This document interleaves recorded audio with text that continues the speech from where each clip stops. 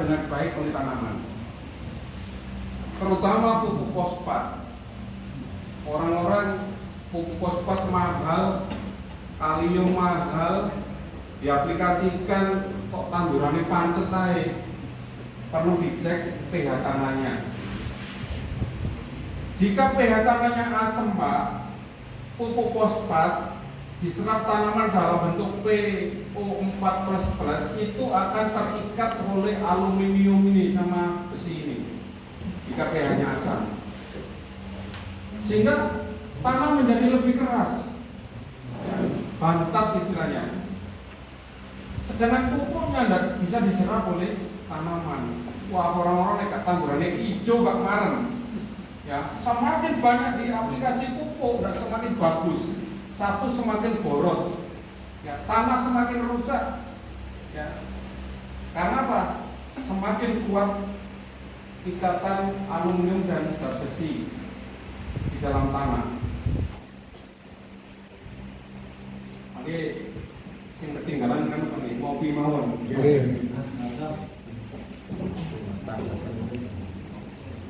Terus faktor penyebab terjadinya keasaman tanah itu apa? Nah, kadang-kadang jenengan tidak tahu. Ya, satu, air hujan. Di saat air hujan musim hujan seperti ini, pH tanah itu akan mengalami penurunan, Pak. Karena apa? Proses pencucian unsur hara di dalam tanah. Dan air hujan itu sendiri bersifat asam. Nah, ini butuh perbaikan. Ya. Jadi hujan kita senang, Pak. Wah, sing berak menengah ke atas kan nggak ono sungai ya, Pak. Irigasi tidak ada, hujan seneng. Tapi menurut saya air hujan juga ada dampaknya juga. Ya, makanya perlu kita lakukan perbaikan-perbaikan.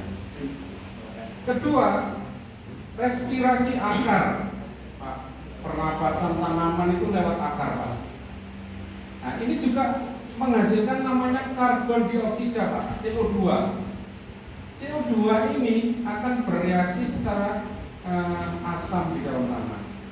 Makanya butuh, namanya kadang-kadang orang-orang itu tanah diolah lagi, gitu loh, Pak. Tujuannya biar racun-racun hilang, gitu loh. Kasarannya seperti itu. Biar aerasi tanahnya, proses oksidasinya menjadi baik. Itu manfaatnya selalu diadakan pengolahan tanah dan perbaikan secara fisik. Yang ketiga, pupuk amonium, Pak, ini urea, ini juga bisa menurunkan pH tanah kalau diaplikasikan dalam bentuk yang berlebih-lebihan. Kok tanpa ini gak hijau, tambahi urea semua padahal pH-nya sudah asam. Kayak urea pakai, Pak, nggak semakin keserap, Pak, justru semakin menurunkan pH tanah. Makanya butuh teknis pemupukan secara bijaksana. Ya. Tiap daerah, Pak, dosisnya beda-beda. Jangankan tiap daerah, tiap peta ini beda-beda. Makanya butuh dicek pakai pH tester. Murah sekarang, tadi sudah saya sampaikan. Beli di Lazada itu hanya 200.000.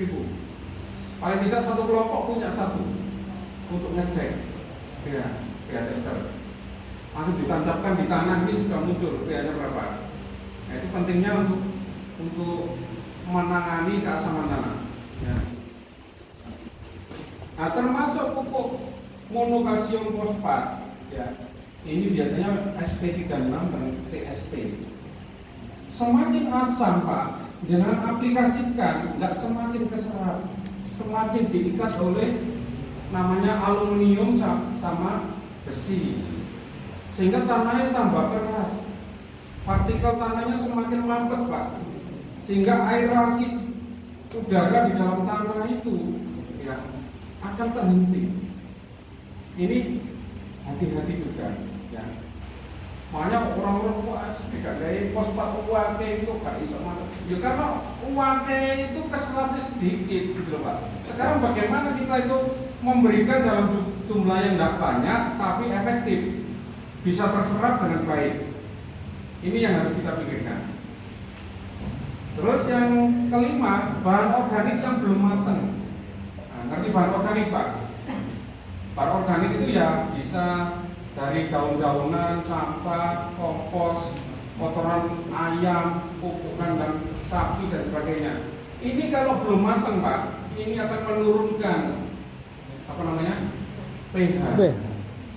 Contoh, Pak, proyek petroganik Nusewu, kan proyek ini kan dimitrakan Pak sama Petro. Sehingga wis pokoknya untuk kotoran ayam, bos anget, bos suwe diproses langsung Pak. Makanya kalau lihat itu masih panas, itu terjadi proses penguapan amoniumnya. Kayak tutup jagung, tinggal nunggu saja pH-nya tambah turun, sebentar lagi kena gulai. Ya. Tidak apa-apa pakai petroganik Pak, tapi harus diproses dekomposisi dulu, diistirahatkan dulu. Jangan langsung panas aplikasi Pak. Kuatirnya apa? Bahan bakunya itu masih belum matang. Gitu loh Pak. Ya, makanya kadang-kadang bekas jerami Pak, bekas tanam padi, ya damennya langsung singkal. Nah ini akan menurunkan Pak, menurunkan pH. Sebaiknya sebenarnya jerami itu diproses dulu Pak. Kalau dengan terbiasa diajari sama penyuluh-penyuluh itu ya, bikin pupuk organik dan sebagainya. Nah itu namanya proses dekomposisinya. Kalau langsung dirancang gitu Pak, makanya pH sekarang ini semakin turun. Langsung ditanami padi, tidak dibiarkan dulu sampai 3 minggu. Tandurnya mesti abang-abangan, asem-aseman istilahnya. Nah, makanya kalau memang jerami itu dihancurkan langsung, nggak apa-apa, ditunggu dulu. Paling nggak nek zaman mbah-mbah kita dulu dikelantang gitu loh Pak. Biar terjadi proses dekomposisi secara alami. Syukur-syukur jangan tambahkan kayak EM4, biotani dan sebagainya, bakteri-bakteri pengurang itu akan lebih cepat. Ya. Jadi tidak ada salahnya sebenarnya perbaikan secara fisik kok. Tapi tidak tahu teknisnya akan semakin menurunkan pH tanah. Ini yang harus diketahui. Nah, ya beberapa hal yang perlu diperhatikan dalam menentukan bahan pembena tanah. 1. Sifat kimianya seperti apa? Sifat kimia ini kembali lagi kepada pH-nya. Misalkan ini kapur Pak. Sekilas kapur. Ya, ini kapur pertanian yang sudah kami desain begitu. Jadi kalsium oksida dan magnesium oksida di dalamnya.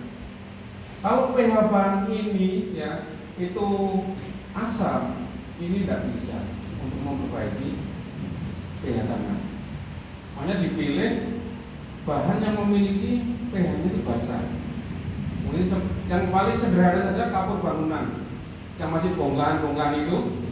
Nah, ini dikasih air, dikasih naungan biar tidak kena hujan, biarkan sampai menepung. Nah, cuma di kapur itu kandungannya cuma kalsium oksida. Ya, kalsium oksida. Oh ada Pak, dolomit. Dolomit itu bahan mentah sebenarnya Pak. Ya. Dolomit itu bahan mentah, bukan kaptan. Kalau kaptan beda lagi. Kaptan memang disediakan untuk perbaikan kesuburan tanah. Sudah melalui proses hidrolisa. Ya. Kalau dolomit kadang-kadang yang kasar itu Pak, itu hanya limbahnya gunung kapur digerasi itu loh, dikemas. Kalau bilang aplikasikan boleh, tapi prosesnya lama.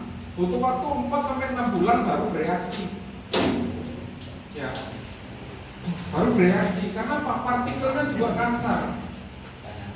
Makanya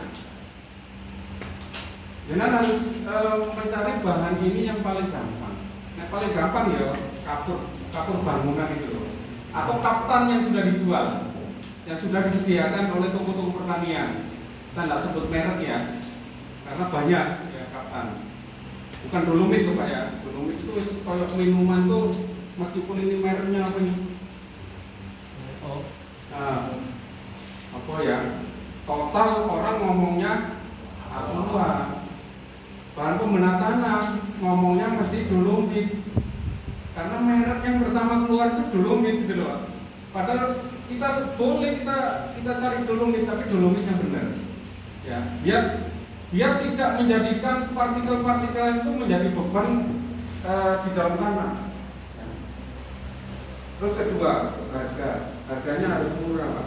Gak murah, jangan nanti mesti berat. Paling tidak bahan pemenahan tanah itu tidak boleh lebih dari 1.500 per kilo. Ya. Nah, jangan tunggu kapur bangunan kan murah itu Pak, 2.000 ya.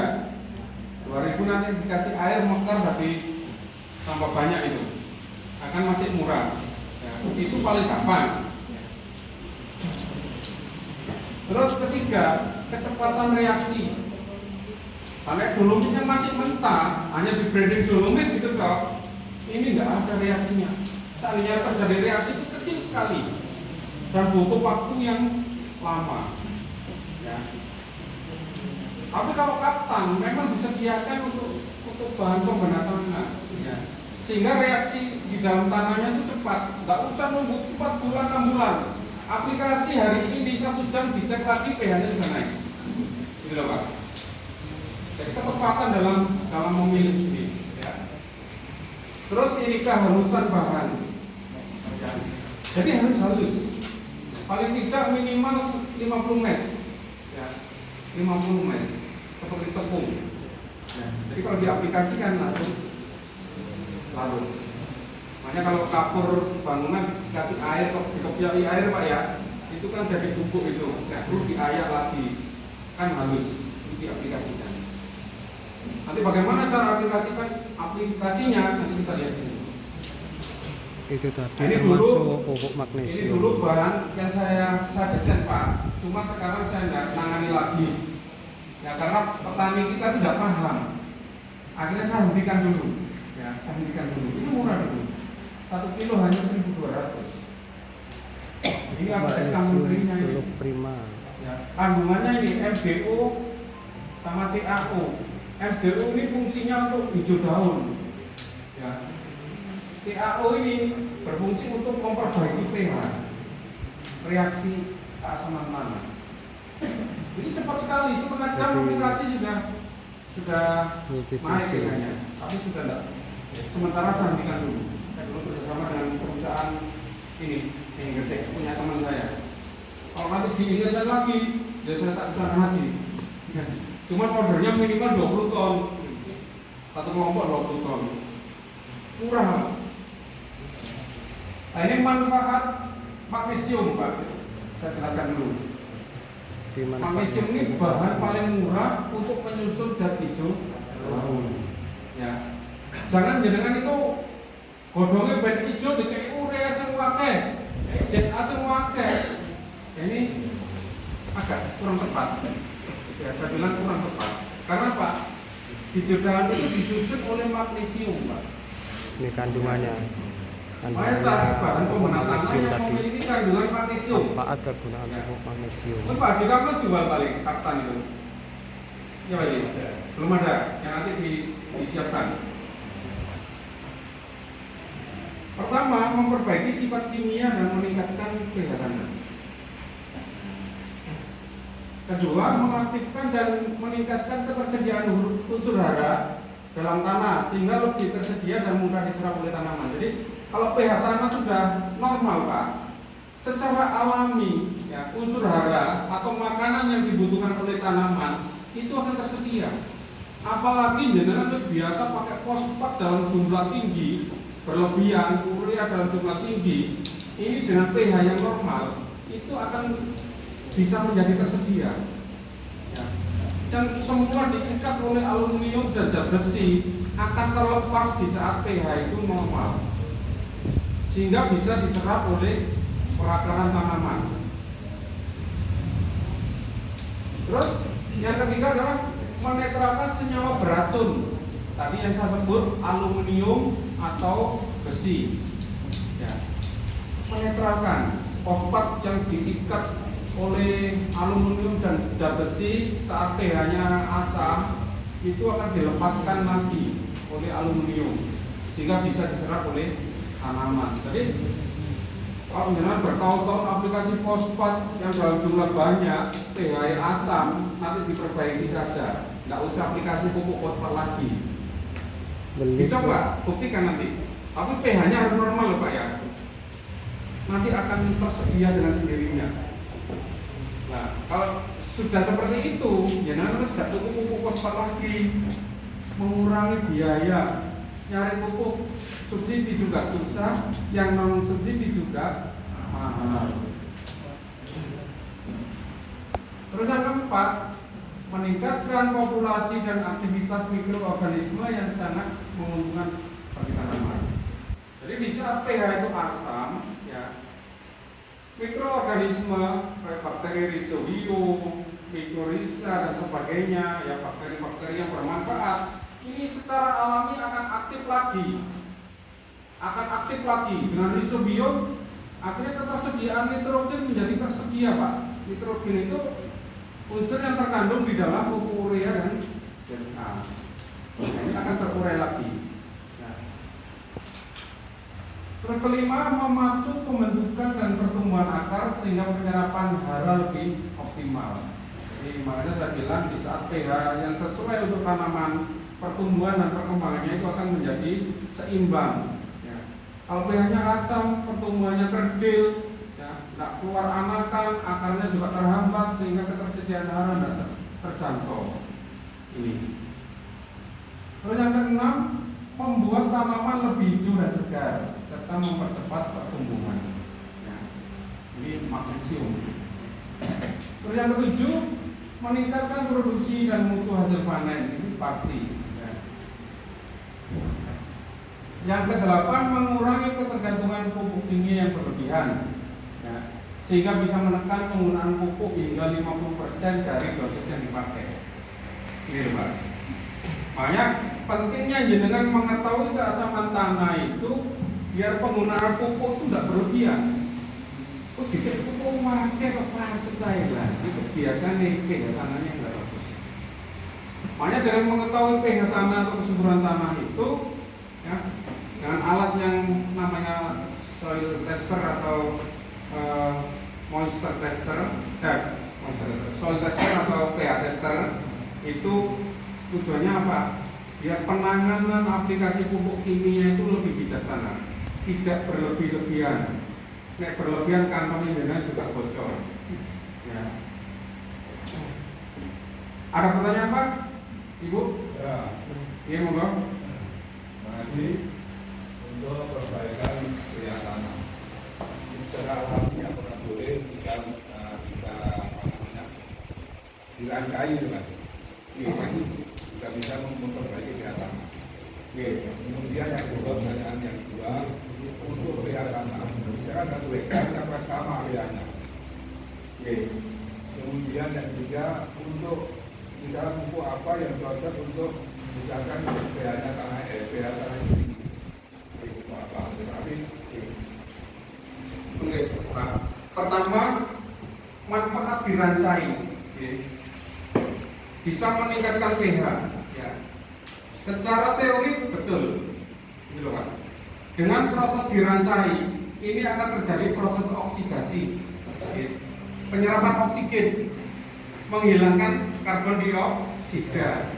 Jadi ibaratnya tadi orang Jawa kan nek dirancai terus dikelantang, itu racunnya biar keluar. Itu betul secara teori. Secara ilmiahnya karbon dioksidanya biar lepas, oksigennya masuk sehingga pH tanahnya akan naik. Di sisi lain, sifat fisik tanahnya juga akan lebih baik. Ini secara ilmiahnya seperti itu. Karbon dioksida, wah beracun itu Pak. Makanya perlu diolah tanah. Ya. Lihat saja tanahnya bekas, yang bulutan ditutup plastik itu ya. Kadang-kadang orang bilang tanam kacang panjang media janda. Saya tuh bingung. Media janda ini apa maksudnya? Setelah saya tanyakan, ternyata itu bekas gitu loh, bekas cabai gitu. Kalau kacang-kacangan masih cocok, masih kuat, tapi ditanami lagi, tidak diolah, produktivitasnya menurun. Karena apa? Oksigen di dalam tanahnya sudah berkurang, karbon dioksidanya lebih banyak, makanya perlu dirancai. Ya, secara ilmiahnya itu. Orang-orang kita kan racunnya bermutu kan gitu loh Pak. Ya karena karbon dioksidanya tadi dia digantikan oleh oksigen yang dibutuhkan oleh tanaman. Karena apa? Media yang bantat, padat, kurang oksigen itu perakaran tanaman gak iso ambekan. Ya nafasnya tanaman itu lewat akar, bukan lewat daun. Daun itu tempat memasak makanan, proses fotosintesis. Ya, kalau pernapasan lewat akar. Lah, yo pada pari itu kan senangannya air Pak. Oksigen kan nggak bisa masuk. Nah, padi itu didesain beda. Dia memiliki batang yang mengandung rongga udara. Jadi oksigennya itu ya ditampung di dalam rongga-rongga batangnya itu. Ya. Makanya nek dilep tidak apa-apa, tapi nek cabe terong kedelep Pak, oksigennya nggak bisa masuk. Semalam ya tewas. Terus kedua tadi Pak, Yang tanah tinggal tanah 1 hektar. Oh iya. Sama. Jadi tanah 1 hektar itu pH-nya tidak akan sama. Apalagi yang di peta-peta. Ini silakan dicek. Erat kaitannya dengan apa? Arah air Pak. Sing ndukur ini biasanya pH-nya lebih rendah daripada sing ngisor Pak. Karena proses pencucian. Nah, bagaimana dosis ini perbaikannya? Nah, bahan tanah yang digunakan itu untuk menaikkan satu strip pH itu per hektar dibutuhkan 2 ton. S1 seluruh berarti 3 kuintal. Kalau sudah aplikasi itu nanti dalam praktekkan Pak, pupuknya dikurang 50%. Ya, ini jatuhnya biaya akan lebih murah. Makanya ada orang yang jual pupuk itu kandungan kalsiumnya tinggi. Ya. Kalau pakai pupuk ini nanti ureanya dikurangi benar. Gitu loh Pak. Karena apa? Dengan kalsium tinggi pH tanah akan naik sehingga ketersediaan nitrogen di dalam pupuk itu tidak harus banyak-banyak sudah bagus. Ureanya separuh ya Pak. Itu betul. Makanya jenengan biar lebih murah lagi cari bahan pembenaran. pH dinetralkan dulu. Ya penggunaan pupuknya itu bisa berkurang sampai 50%. Tadi kan sudah saya sebutkan. Kalau pH-nya normal, penggunaan pupuk kimianya itu bisa sampai 50% tingkat efisiensinya. Saya pupuk mahal Pak, pupuk sulit, jatah subsidi dibatasi dan sebagainya. Makanya kita harus bijaksana, ya. Bahan pembenaran tanah harus kita terapkan. Kita cek dulu pH-nya. Terus yang terakhir tadi Pak? Kalau pada musim hujan, itu kan keasaman tinggi. Kemudian pupuk apa yang cocok? Jadi keasaman tinggi itu bukan berarti pH-nya tinggi loh Pak. Tapi pH-nya semakin rendah. Tadi kan di tabel ya. Iya. Bisa dibantu Pak, tadi tabel pH. Jadi keasaman tinggi itu nilai pH-nya itu semakin rendah, ya. Jadi semua pupuk tidak sesuai kalau diterapkan, diaplikasikan di saat keasaman itu tinggi. Nah, untuk menurunkan keasaman ini dibutuhkan bahan pembenar tanah, ya, bahan yang mengandung kalsium tinggi. Kapur pertanian Pak. Ya saya bilang bukan dolomit ya, dolomit itu merek Pak. Ya. Tinggal dolomit itu kandungannya apa? Tabel yang kelihatan. Nah, ini Pak. Ini tabel.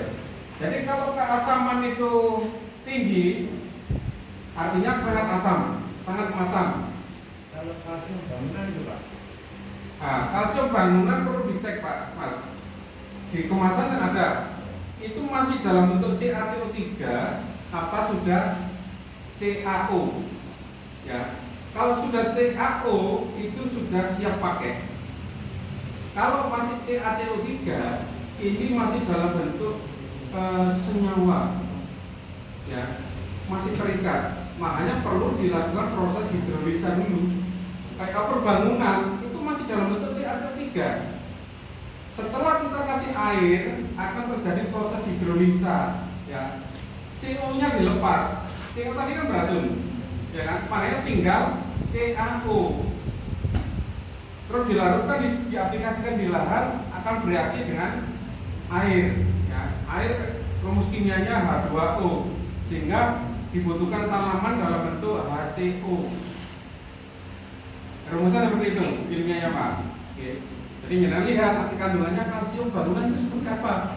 Apakah masih dalam bentuk CaCO3 atau sudah CaO? Kalau CaO itu bagus, ya. Nah ini Pak, kalau bilang keasaman tinggi itu artinya nilai pH-nya rendah Pak, ya. Kalau keasamannya itu rendah, berarti nilai pH-nya itu tinggi, ya. Nah, kalau nilai keasamannya itu tinggi atau pH-nya itu rendah, pupuk apapun diaplikasikan akan tidak efektif. Karena apa? Terikat oleh aluminium sama zat besi. Nanti rumus kimianya bisa tunjukkan, aku sekedar tahu gitu aja lah. Biar anak kuliah deh pertanian ini biar ruang dulu. Nek debat sampai anaknya ini jangan biar tahu gitu Pak. Kadang jangan didebat rumus kimia ini jangan agak ngerti. Manis kayak ruang dulu. Ya. Jadi seperti ini Pak, pupuk apapun kalau diaplikasikan saat pH itu asam sekali atau keasaman yang tinggi, ini tidak ada yang bagus. Makanya diperbaiki dulu dengan bahan pembenar tanah untuk menaikkan pH-nya, ya, menaikkan pH-nya. pH netral 6,6 sampai 7,5. Nanti ada alatnya namanya pH tester atau soil tester. Dengan beli saja bebas sekarang di online itu 200.000 susuk, ya. Silakan nanti dicek di Lazada. Kalau dulu mahal Pak, 1 juta lebih. Sekarang udah sampai 200. Tapi saya mau membawa tuh Pak. Dia Pak ya? Masih ganjil Pak? Misalkan kalau pada musim hujan, ini kan apa ya, keasaman tanahnya tinggi, naik. Berarti itu membutuhkan pupuk yang sifatnya ada kalium apa itu? Ya, Kalium. jadi kalsium Pak, sana kalium Pak ya. Kalium itu seperti KCl, Zkan itu kalium. Tapi nek kalsium atau kapur, oke. Makanya kadang kan wonten toh pupuk kalsium cair. Nah, itu ada. Tapi dia tidak memperbaiki kesuburan tanah, tidak memperbaiki pH tanah. Memang kalsium itu unsur makro, ya, makro yang dibutuhkan oleh tanaman biar cepat pemenuhan kebutuhan kalsiumnya itu dilewatkan daun, disemprot gitu loh Pak. Ini ada nonan gapure. Kalau ZNSO4 itu Pak? Apa? ZNSO4. Yang belajar tadi? Oh ini. ZNSO4 itu. Ya. Zn itu kan zinc sulfat. Jadi seng sendiri itu cenderung ke alkalis, basa, ya. SO4 itu cenderung diserap dalam bentuk SO4 plus, ya. Ini biasanya awalnya SO4-nya itu terikat dengan H2SO4, itu bersifat asam. Sedangkan Zn-nya biasanya dalam bentuk molekul itu ZnOH 2 kali. Ini kalau direaksikan menjadi garam. Garam itu netral. Jadi ZnSO4 itu sifatnya netral. Jadi tidak ada masalah. Ya. Jadi pH-nya netral. Bisa diaplikasikan. Masalah. Bisa. Ya. Tapi kalau diaplikasikan dalam bentuk molekul tunggal, ya, atau dalam bentuk senyawa tunggal, itu sifat masing-masing akan tampil, ya. Kalau SO4-nya biasanya H2SO4 jadi asam, kalau ZnOH-nya itu jadi basa. Setelah dirakit menjadi satu senyawa molekul, itu menjadi garam yang sifatnya netral. Ada lagi Pak? Yang ditanyakan? Lanjut ya? Lanjut ke yang tadi Pak. Yang selanjutnya.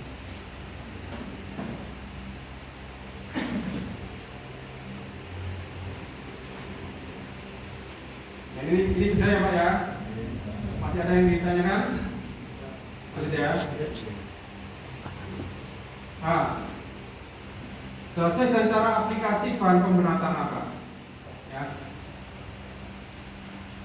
Dosis aplikasi yang perlu diperhatikan sebelum mengaplikasikan bahan pembenahan tanah adalah nilai keasaman atau pH tanah. Makanya jangan pentingnya punya alat. Satu kelompok paling tidak punya satu. Ya. Syukur-syukur nek satu dhewe. Ya nek sawah ombong dhewe ae Pak, nyene-nyene keroyokan rusak. Ya. Di mana setiap kenaikan satu nilai pH diperlukan bahan perbanyakan sebanyak 2 ton per hektar. Ya, tadi sudah saya singgung. Jadi kalau dari 5 ke 6 ini jenengan butuh 2 ton 1 hektar. Nek satu seluruh hanya 3 kuintal. Nah, nek 5 berarti butuh 5 ke 7 ya, berarti butuh 4 ton. Nanti ada tabelnya. Cara aplikasinya bagaimana? Ditabur secara merata pada saat pengolahan tanah. Oke. Saat dibajak nih Pak, ngeraca ini loh. Nah, terus kedua, ditabur di antara lalikan atau alur jika teknis penanamannya dengan sistem alur. Tabur. Oke. Terus ketiga, ditabur pada saat pembuatan gulutan. Nek ajeng ngatur lombok tomat niku. Ya. Terus keempat, pada tanaman yang sedang sakit, biasanya pari ini asma-semen Pak. Oke. Dalam kondisi loro itu Pak, padi asma-semen seperti yang digambar awal tadi, itu dalam keadaan sakit Pak. Bisa ditabur di atas permukaan tanaman atau dikocor pada pangkal batang bersamaan dengan aplikasi pupuk. Kan jangan ngocor lombok nama pupuk dicampuri kalsium, tidak ada masalah. Ditabur di atas permukaan tanaman tidak ada masalah. Apalagi yang mengandung MgO tadi akan meningkatkan hijau daunnya. MgO itu berfungsi untuk mencetak klorofil atau zat hijau daun. Nah, ini tabelnya Pak. Ini pH-nya. Kalau pH-nya 4, ingin naik ke mana itu? Ke 6, berarti harus membutuhkan kalau 4 mau ke 7 berarti butuh 6 ton per hektar. Tapi rata-rata pH kita itu antara 5 sampai 4 Pak. Ya. Lupa sawah saya itu pH-nya netral Pak, 7 Pak. Tapi tanaman saya kok masih kerdil terus nggak bisa berkembang. Nah, ini beberapa kasus terjadi seperti itu. Nah, ternyata harus dilihat kronologinya. Saya pernah ngecek daerah Bandar Kebun Mulyo Pak. Itu pH-nya bagus, 7 pH-nya. Aku ditanamin padi asem-asemen, kayak asem-asemen gitu loh Pak. Kerdil nggak berkembang, warnanya kuning. Nah, saya tanya, ini pasti dulu sejarahnya pernah ditetes. Iya Pak, dari tahun ke tahun tetes terus bekas tebu. Nah, akhirnya apa yang terjadi? Dengan aplikasi tetes yang berlebihan, itu partikel tanah akan menjadi bantal. Setelah saya masuk ke lahan, waduh kerasa minta ampun. Nah, apa yang terjadi? Proses oksidasinya terganggu. Makanya butuh diracai lagi. Jadi tolong ini digemburkan lagi, kayak pakai landak gitu loh Pak. Serok ya, yang ada ininya. Biar terjadi proses oksidasi. Akhirnya setelah itu, wah itu sudah normal lagi. Jadi hati-hati aplikasi bahan-bahan pupuk yang tidak sebagaimana mestinya. Ya. Makanya di beberapa daerah itu ada perda dilarang aplikasi pupuk amina. ada perda. Kadang-kadang petani ini sih nekat, wah boleh pupuk angin, pupuk larang, balik semurah-murah, yang penting cepat kan itu. Ya jangka pendek Pak, 10 tahun ke depan. Tidak hanya 6 ton produksi padi kita, sekarang sudah rata-rata 6-7 ton ya. 10 tahun ke depan bisa tinggal 3 ton, 4 ton Pak. Jangan mengabaikan itu. Ya. Jadi ini tabelnya. Nah ini teknis aplikasinya. Bisa ditabur ya, saat pengolahan lahan, di bulutan, di titik-titik penanaman. Ya. Ini teknis penaburannya. Nah ini kapan itu kita coba aplikasi ini di lahan petani Pak. Yang dari sini, ya dari sini ke sini, aplikasi pupuk pembenar tanah, CAO dan MCO. Ini satu peta ini.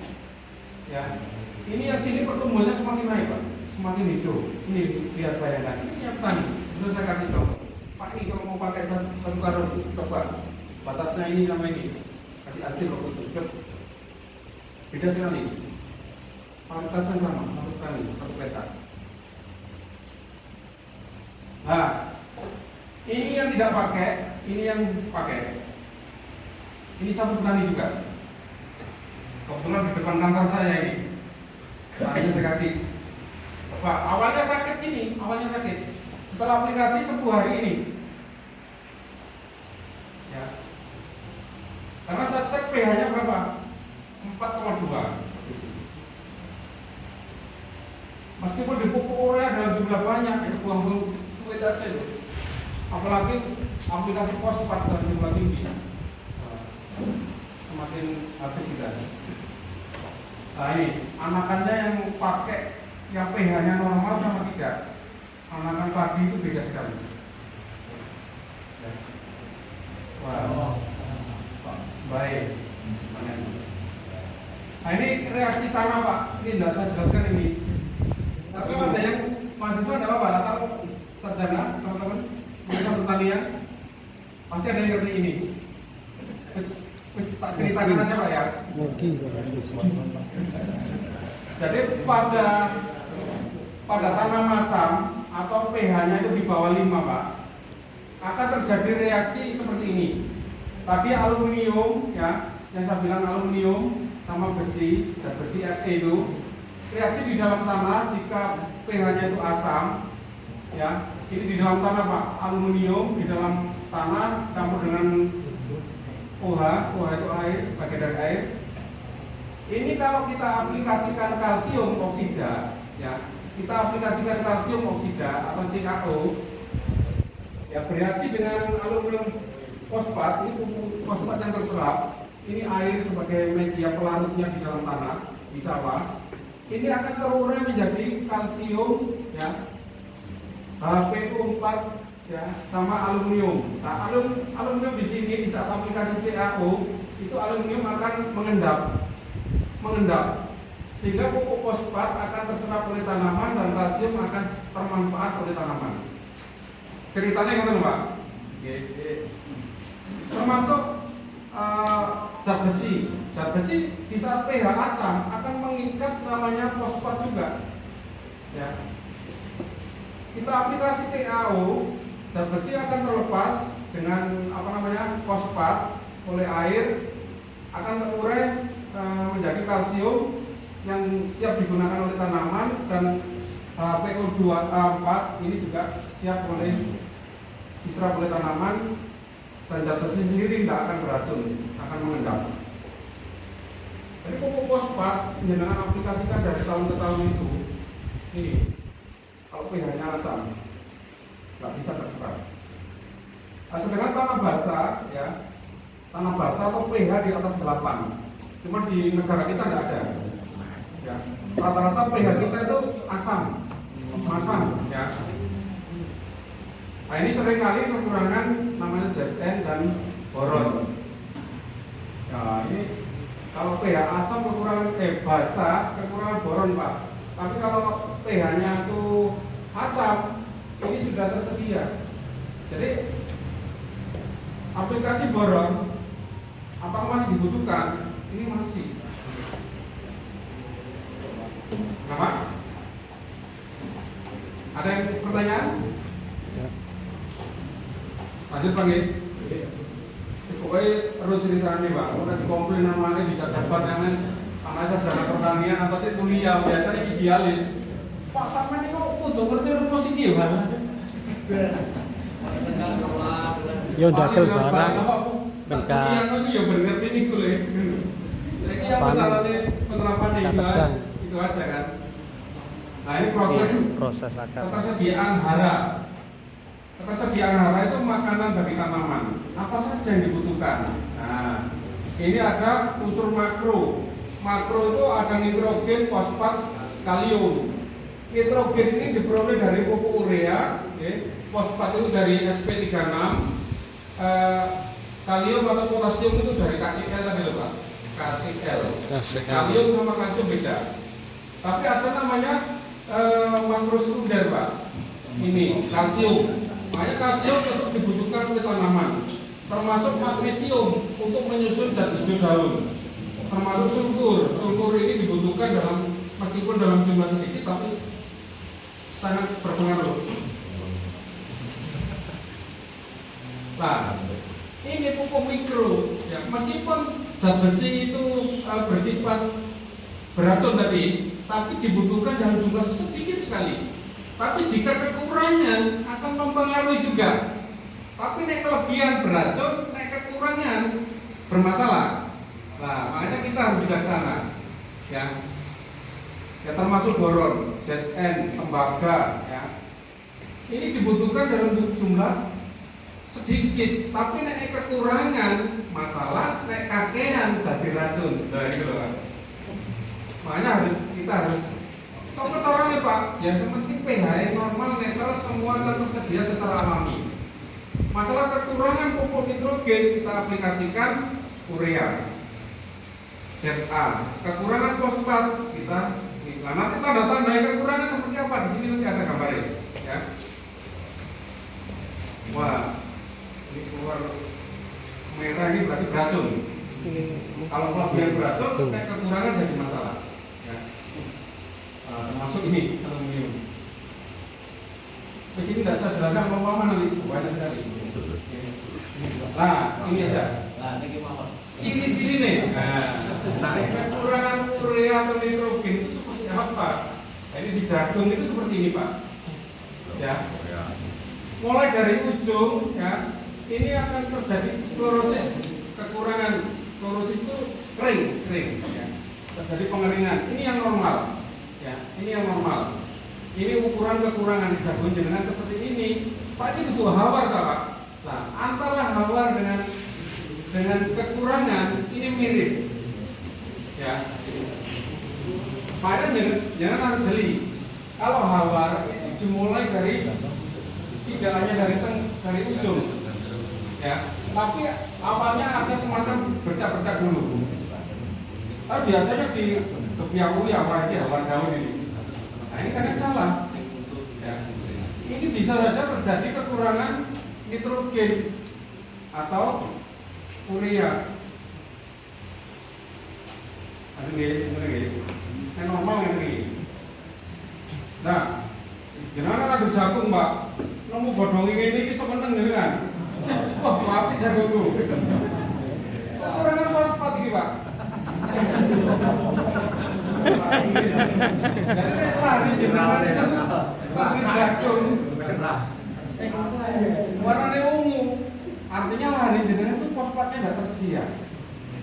Jenengan cek pH, bener nggak? pH asam berarti memang betul. Jadi kekurangan fosfat. Kita biasanya jagung itu tapi pucuknya ini. Ketoknya kaku Pak. Kaku sehat. Kekurangan fosfat Pak. Makanya harus diperhatikan. Ini yang normal. Termasuk padi Pak. Kalau kekurangan fosfat ini loh Pak.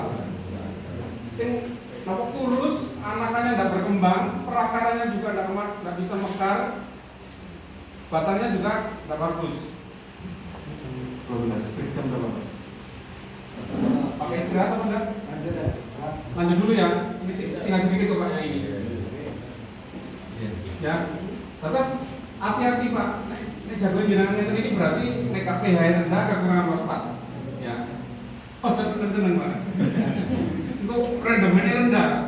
Rendemen bijinya akan ringan. Ya. Nah, ini kekurangan MgO. Makanya hijau daunnya akan luntur. Makanya yang kalau cari pupuk atau bahan pembenah itu yang mengandung MgO. Biar iki kok kekurangan dipikir kekurangan urea, Pak. Mirip masalahnya. Padahal ini kekurangan MgO. Nah, MgO didapatkan melalui bahan pembenah lebih murah daripada urea. Ya kan urea mahal, Pak.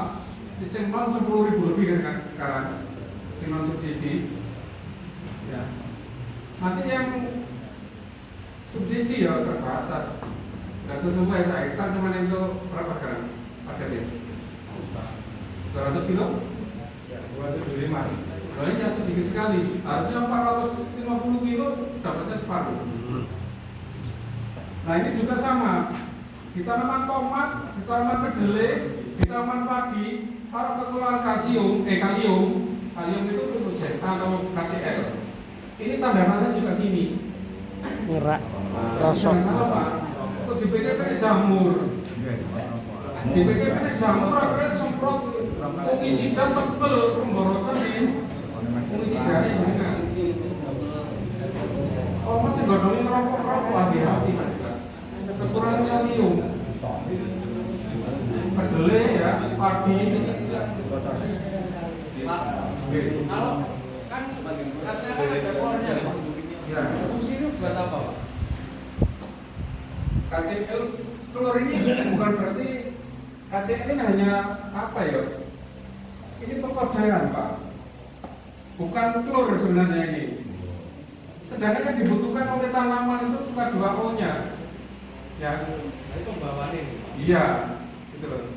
Jadi yang dibutuhkan itu kaliumnya.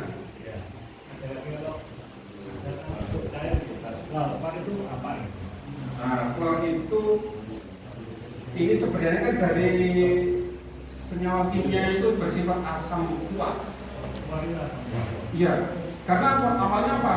HCl. Untuk menetralisir pupuk kaliumnya ini, makanya bahan bakunya itu telur. Ya, HCl sama KOH sehingga akan melepas OH-nya dan saya nggak mau papan sehingga akan menjadi KCl kalium klorida yang sifatnya adalah netral.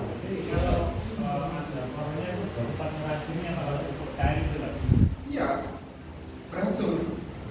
Ya, karena apa? Kalau klor dalam bentuk tunggal nanti bereaksi dengan H2O jadi HCl. Ya kan? Karena rumus airnya kan H2O sama HCl. Jadi asam kuat tadi beracun. Beracun sekali akan menurunkan kehatanan. Makanya ada rekomendasi pupuk bebas klor. Nah, biar tidak terjadi reaksi yang asam. Ya, itu. Nah, ini Pak tomat. Tomat sama cabai. Nah, ini apa Pak? Lah sanes Pak. Makanya jangan salah.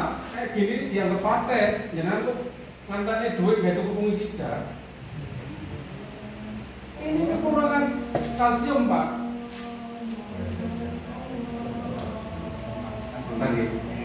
Kita jeda dulu. Acara azan zuhur nanti lanjutnya lagi. Assalamualaikum. Saya tutup dan baca assalamualaikum warahmatullahi wabarakatuh. Dikit ya. Ya, buatan dulu. Itu enggak jadi, ternyata dilanjutkan lagi.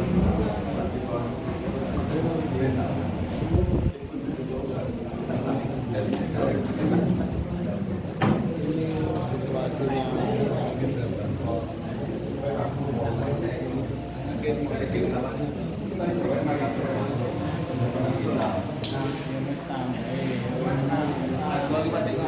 Nah,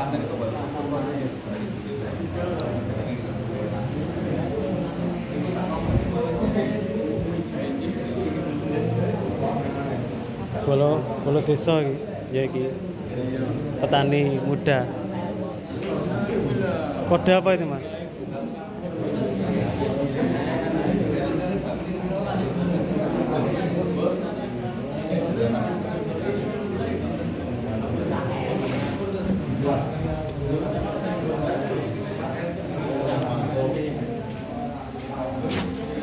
Saman Mas luwe. Komplek Iki. Iki. Kontek kupon. Belajar apa, Mas? sinau pinter mas, Oh, sinau pinter. sinau pinter mas. Yo ini iki. Pertanian iki. Oh iya.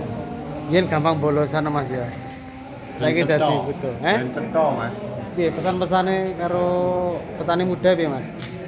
Pesan-pesan untuk petani muda terus maju berkarya gitu. Jangan putus semangat untuk belajar tani mengenal kimia. Iya Mas. Oh, BLT. Iki bobone iki piye bobone iki? Mangga tetep eksis saya bobone. Oh, ngantuk. bisa ngomong. Siap.